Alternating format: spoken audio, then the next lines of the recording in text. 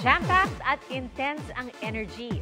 But this is not an SOS. Yan po ang atmosphere sa concert kagabi ng Jonas Brothers.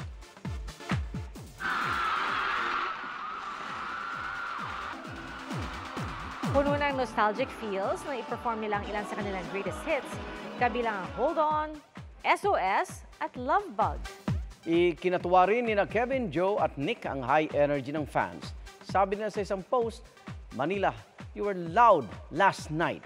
Sa kabila ng issue ng hiwalayang Bea Alonzo at Dominic Roque, back to work na si Bea. Kasama niya sumabak sa unang araw ng taping ng Widow's War, si Carla Abellana.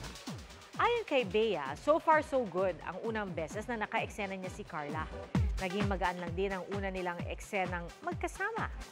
Sa susunod na mga araw ng taping, inaasahan na nila ang mas mabibigat na tagpo, kabilang ang tarayan nilang dalawa.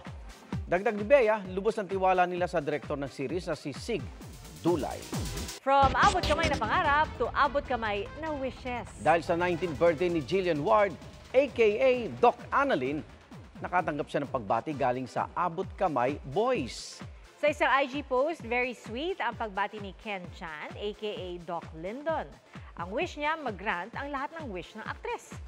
Sinama pa niya sa greeting ang karaoke session ni Jillian ng Saving All My Love For You ni Whitney Houston. Si Jeff Moses naman na gumaganap bilang Regan, inilarawan ang kanilang pagkakaibigan bilang treasure.